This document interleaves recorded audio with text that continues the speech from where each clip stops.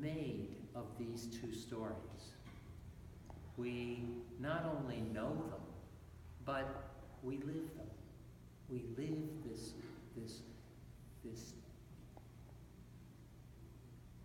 rocky journey in our lives between the moments of joy and the moments of grief.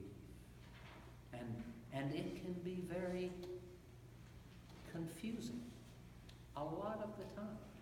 It can be very unsettling a lot of the time. If we are confused and unsettled by these two stories, imagine those disciples and how they were tossed about by this week and had given themselves to this week in its fullness and are turned topsy-turvy in their own lives.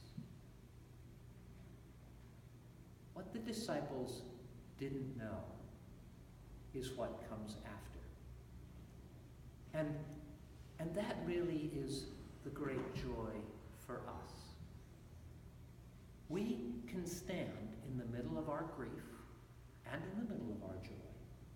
And we can be tossed about it all that it can toss us. But we know that that's not the end of God's story.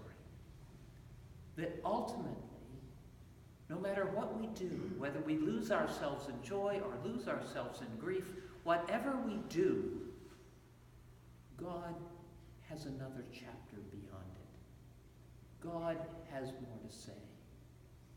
God gives us life in the very next moment. Gives us grace. So we do not have to temper our joy. We do not have to despair in our grief. Because that's what it means to be a human. To walk between despair and grief and joy. All we have to do as faithful people is to know that God has more. That God has the last word. And not just the last word. God has the very next word in our life. And in this age, in this day, in our nation and in our world, when there is so much that is up in the air and is chaotic,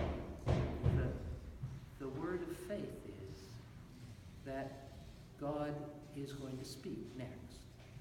God has a word for us, and it's a word of life. So now we will sing a verse of a hymn and hear the second story.